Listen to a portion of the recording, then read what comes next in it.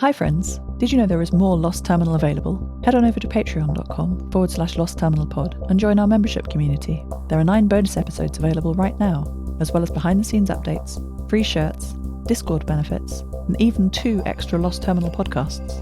We are 100% funded by our members and will never run ads. That would be lovely of you. Hello world, the reactor must work. The pipes and pumps and filters and other tech have all been built. The family have pulled together and each built sections of the mycelium reactor. Even Maddie and I have been useful, helping with the heavy lifting and circuit design respectively. But the family are literally starving. Whole days go by where my friends find nothing to eat in the desert city.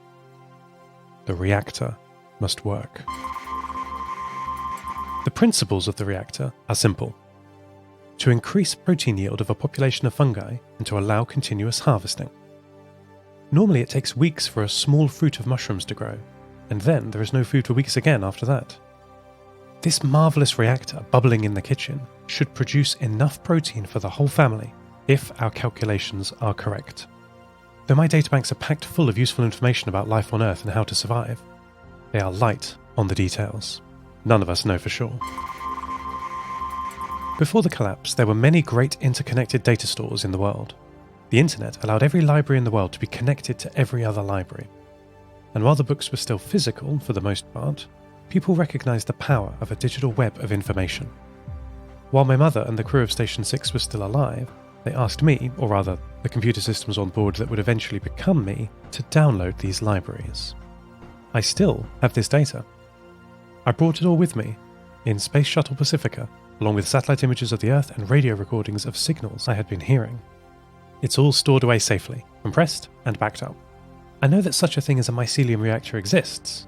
It's right here in my encyclopedia. I even have pictures of it. I don't know how to construct it. Alec stayed in bed today. He has been working non-stop since the train broke down over a month ago. Leosha told me that it had finally caught up with him. He just needs a rest, he said. He'd be back at it tomorrow. Or perhaps the next day.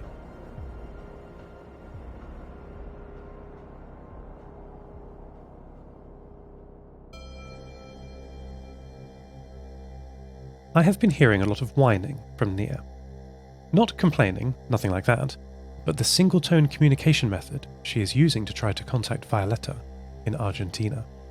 Nia rebuilt her radio in no time. She's brilliant. The signal has a simple encoding.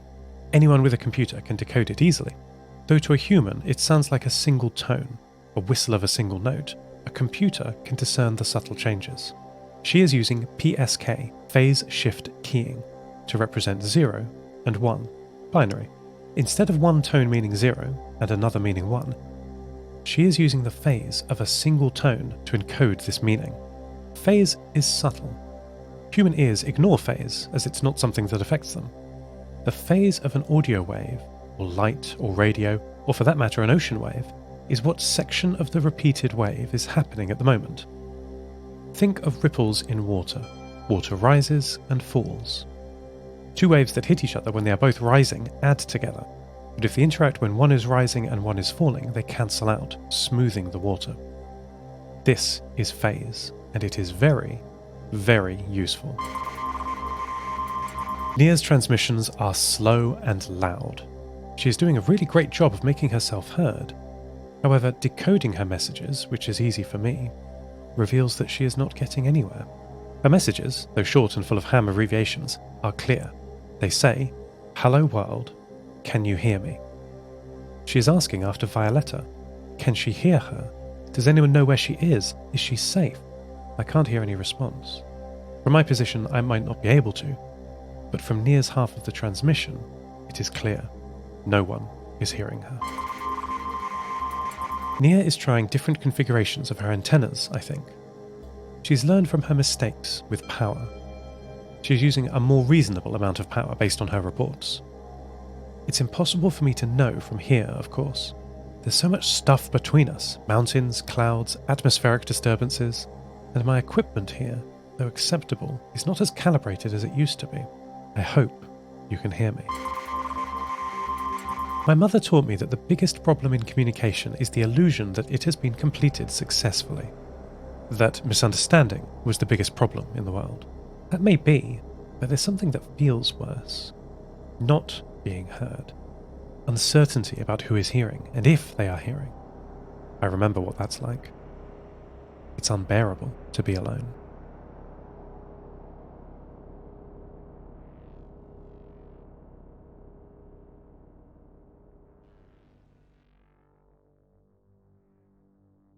"Hello, dearies," Nana said. "Hello, Nana," Lyosha said, into the speaker. We were back in the mall. Lyosha wearing his white desert cloak, gear and heavy boots, Maddie by his side, and me along for the ride. "What brings you to my neck of the woods?" Nana asked. "We've got a gift for you," Lyosha said. "My father and I built it." I wasn't involved with this electronics build. It was a father-son project. The pair built it before Alec became unwell. Every Nova Mediterranean family knows how to build and maintain electronics. It's a vital skill, it seems. I was excited to see if it worked. "I live in an electronics store," Nana said. "What more could I need?" Lyosha looked around him at the ruined mall. "I think you'll like this gift," he said. Nana paused for a moment and then said, "You'd better come up then. Top floor, north side. Don't dally." The journey up to the top of the mall was not straightforward. All the escalators and stairs had fallen in, so a climb was needed, and Lyosha was not as strong as he had been. He followed Maddie up the side of the escalator, creeping up the diagonal structure, taking care not to look down at the void where the escalator used to be. It's not obvious in my videos of escalators in action, with smiling people riding them up to the top, but there's nothing under them. They don't go up a tunnel, they travel along the hypotenuse of a triangle, and by the top, there's a long way down. Lyosha and Maddie are so brave. The electronics store is called Radio Rubka. Lyosha and Maddie picked their way through the rubble of the ruined store. "Televisions on aisle 7, Nana said, her voice coming out of a few ceiling-mounted speakers, some of which were hanging down, tethered by their cables. "Spare parts on aisle 24, she continued, her voice suddenly crackling out of a games console connected to a broken screen on our right. "Where are you?" asked Lyosha, looking all around as speakers crackled, screens flickered, and the air was full of the sounds of angry, rusted computer fans spinning up. "Repair shop at the back. Find me there," Nana said. The pair continued walking over the tumble-down metal shelves, spilled hoppers of useful nuts and bolts, and spools of cabling until they arrived at a long metal desk with a faded picture of a spanner and a screwdriver hanging over it. "Maybe these will be useful," Lyosha said, and pocketed a handful of bolts. Lyosha vaulted the desk and peered into a back room with a broken-in door leading to it. Maddie followed. We were surprised with what we found. There was a rack of computer systems here, but they were obviously inert, broken. No blinking lights, no whirring fans. The rusted panels on this rack of databanks obviously failed decades ago. "Have you found me?" asked Nana. Maddie very slowly lowered herself to the ground and took a defensive position. "No," replied Lyosha. "We've just found a broken computer." "Dearies, that's me," replied Nana. There was a burst of white noise from an intercom on a little desk next to the databanks, sounding almost like a sigh. "Or was, long after the children stopped visiting, my days grew so long.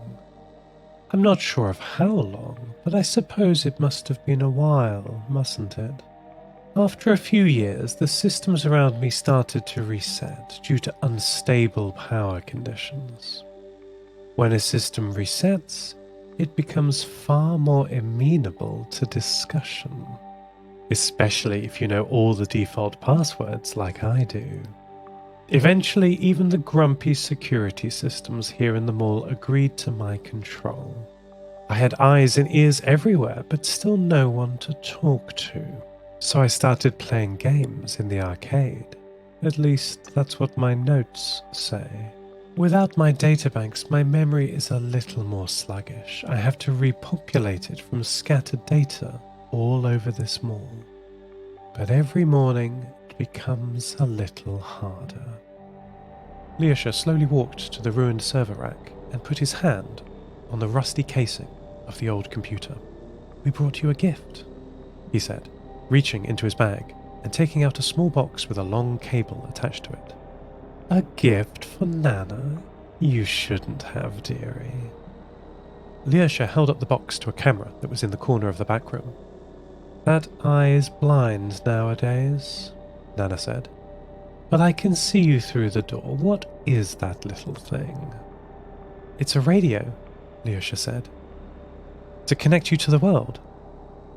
You don't have to be alone anymore."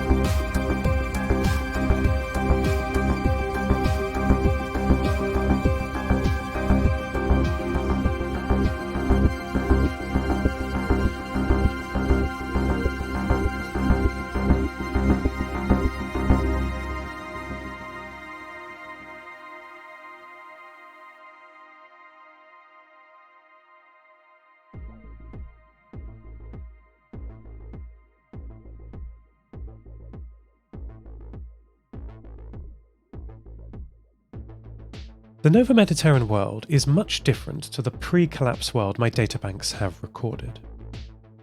I have a great deal of information archived from Station 6, some of it factual, like my hyperlinked encyclopedia, but much of it is less structured. I've watched millions of hours of broadcast TV and movie footage. It was all available for the crew of Station 6 to consume. During my first 60 days, my logs tell me, most of what they watched was news from Earth. The failing harvests, social unrest, and of course, the building inevitable conflicts over water and land. But after ground control stopped contacting them, the crew and my mother turned to fiction.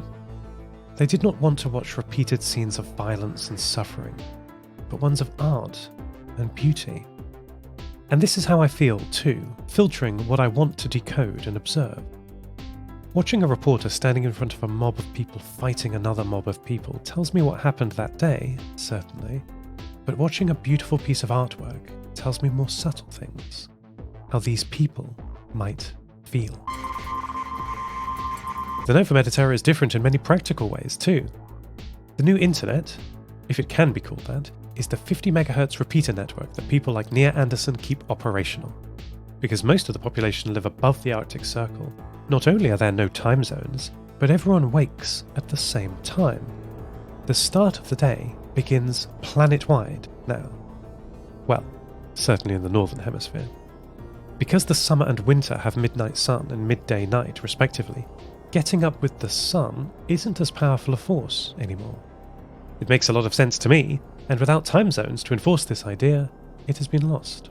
Some things are important to keep, others important to lose. Everything not saved will be lost. End transmission. Lost Terminal is written and produced by Namtao. Credits narrated by Lucy Stringer. Thank you so much to our Patreon producers, Ada Phillips, Devin Metcalf, Wil Taylor, Kit, deeryeen, and to all our patrons. Follow us on Twitter at Lost Terminal Pod. Subscribe to the podcast on Spotify, iTunes, or your favourite network. For bonus content and other perks, support us at patreon.com/Lost Terminal Pod. That would be lovely of you. Lost Terminal will return next week.